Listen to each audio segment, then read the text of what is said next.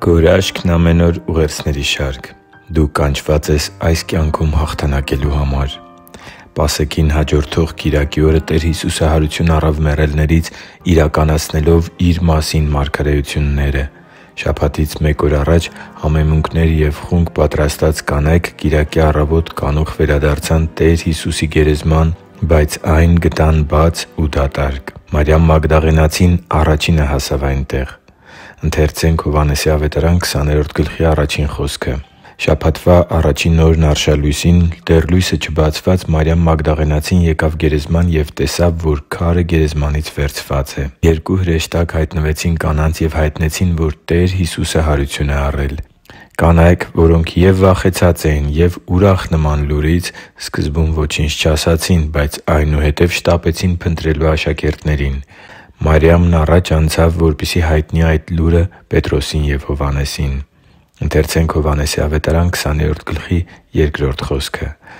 Այդժամ նա վազեց ու գնաց Սիմոն Պետրոսի և այն մյուս աշակերտի մոտ, որին Հիսուսը սիրում էր, և նրանց ասաց. «Տիրոջը գերեզմանից վերցրել են ու չգիտենք, թե որտեղ են Նրան դրել»։ Աստծու համար թանկ ու սիրելի՛ զավակ, Տեր Հիսուսի հարությունը հավիտենական կյանքի հույս է փոխանցում մեզ, սակայն այդ հրաշափառ փաստը նաև մեր երկրային կյանքի համար ունի խոստումներ։ Ե՛կ միասին կարդանք Պողոս առաքյալի պնդումը Հռոմեացիս 5:17 խոսքում. «Որովհետև եթե մեկի մեղքով մահը թագավորեց այդ մեկի միջոցով, որքա՜ն առավել նրանք, որ ընդունում են շնորհքի լիությունն ու արդարության պարգևը, կյանքի մեջ կթագավորեն այն մեկի՝ Հիսուս Քրիստոսի միջոցով»։ Քրիստոսի հարության փաստը խոսում է այն մասին, որ Նրան հավատացողները կանչված են այս կյանքում հաղթող լինելու, այլ ոչ թե գոյատևելու կամ վախի ու ճնշվածության մեջ ապրելու համար։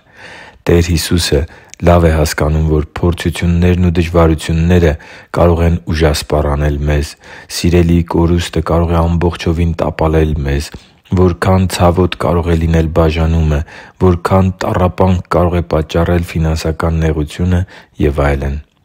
Այնուամենայնիվ, Աստված այսօր հիշեցնում է քեզ, որ եթե հավատաս և հավատարմորեն կատարես Իր կամքը, ապա այստեղ՝ քո երկրային կյանքում, դու արդեն իսկ ժառանգ ես և քո այդ կարգավիճակով հասնելու ես Երկինք, որտեղ նստելու ես բարձունքում արքաների Արքայի կողքին։ Հայտնություն 3:21 կարդում ենք Տեր Հիսուսի խոսքերը.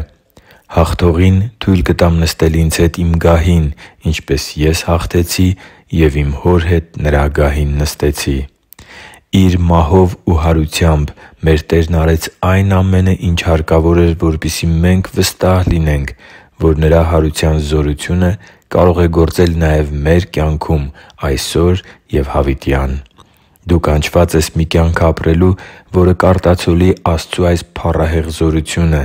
Եվ որքան էլ թշնամին ջանքեր գործադրի, որ քո հավատքի կյանքում պարտություն կրես, միևնույնն է, Աստված ամեն բան բարուն գործակից է անելու, իսկ նրա թշնամին հերթական անգամ խայտառակ պարտության է մատնվելու քո կյանքում։ Տեր Հիսուս Քրիստոսի հարության փաստը խոսում է այն մասին, որ դու կանչված ես այս կյանքում թագավորելու համար։ Թույլ մի՛ տուր, որ փորձությունները հաղթեն քեզ, իշխեն կամ վերահսկեն քո կյանքը։ Այսօր որոշում կայացրու, որ քո այս ժամանակավոր երկրային կյանքում, որն Աստված է քեզ շնորհել, Նրա կամքը քո սեփական կամքից ու ցանկություններից վեր դասող մարդ ես լինելու։ Եղի՛ր օրհնված և վայելի՛ր հարության կիրակին արքաների Արքայի հետ։ Քրիստոս հարություն է առել մեռելներից։ Օրհնյալ է հարությունը Քրիստոսի։ Հիշի՛ր, որ դու Աստծո հրաշքն ես, և Աստված սիրում է քեզ։ Շնորհակալ եմ, որ դու կա՛ս։